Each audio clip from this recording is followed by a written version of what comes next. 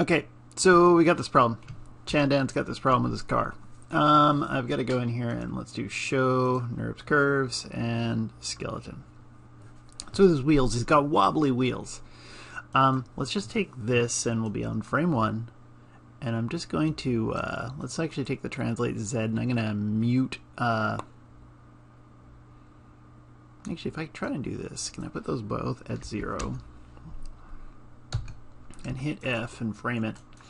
And I also might at frame 0 just go in here and mute selected so that it doesn't move or anything like that. And what I want to do is find this thing. Let's just hide this crap, and if I go to the car, actually I think there's a right click, reveal selected here when I'm in the outliner. Don't like the outliner so much. But there is my front tire. Okay, or Chandan's front tire. And we can see that there's potentially some funny rotations in it and things like that. First thing we got to figure out.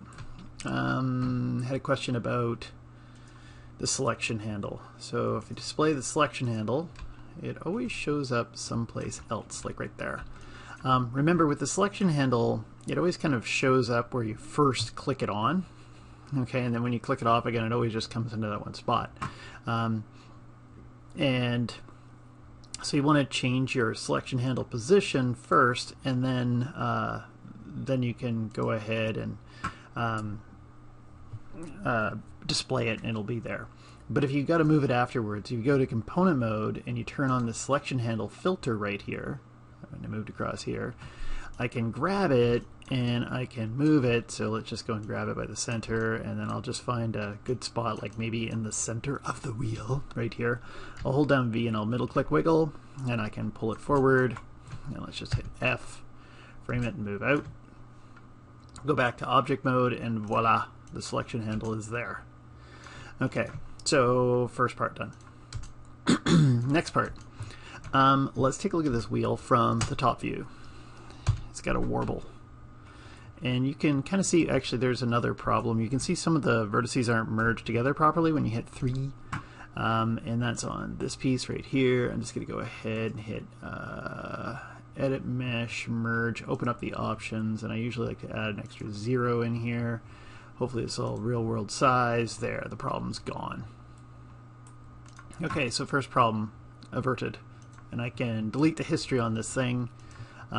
It's a constraint, not a bind, so I don't have to worry about those problems. Now, next thing is, let's go back to the tire, grab the rotation tool.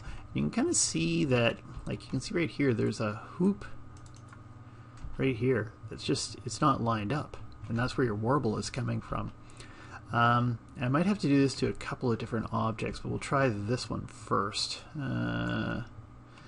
Now if I go in here and I grab the group, I might be able to eyeball it into place and kind of do something like that and get it.